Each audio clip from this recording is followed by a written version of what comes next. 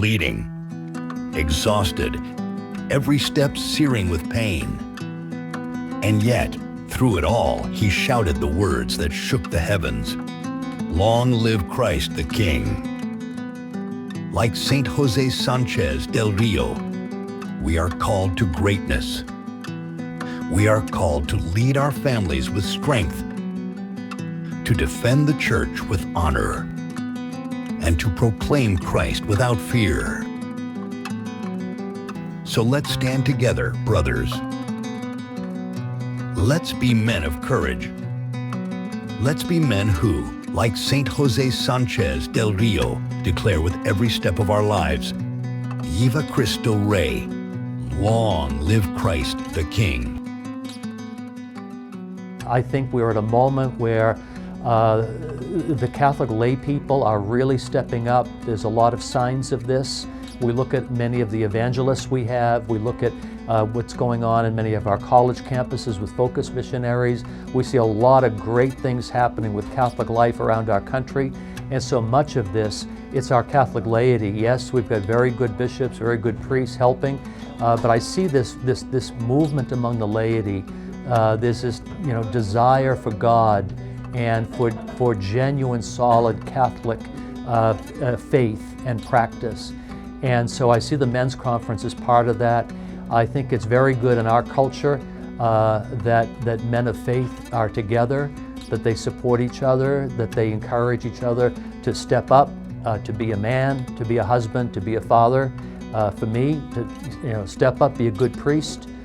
It's very supportive and affirming in that way. I see the dads with their sons. This is such a good thing to see the father-son dynamic here at this men's conference. I really think that men have to step up and start not living like everybody else.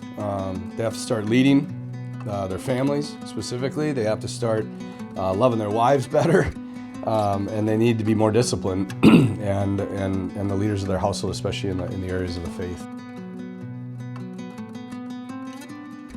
Figure out what your rule of life is, what your plan is, what your day-to-day regimen is.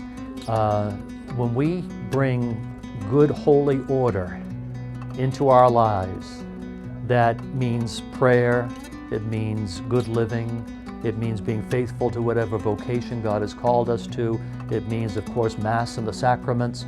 But what is your plan? What is the rule that you live by?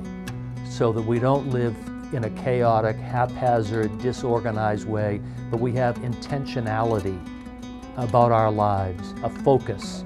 That is the single most important thing, because that incorporates all of the good habits of prayer, of self-discipline, of practice of the faith, of being a good husband, of being a good father, of being a good businessman, or whatever it is my profession is in life, to do my very best at it. It all begins with what is that focus, and of course the center of the focus is God. God, what is your will for me? What do you want me to do today and every day? Go to adoration. Literally, even if you give 10 minutes. Daily Mass, huge for guys. I've worked with a lot of guys, and daily Mass was a massive thing for them, because it's just it begins your day in the right frame of mind, And then I always tell them on the way home, even if they could just swing into the church for 10 minutes, decompress, then go home.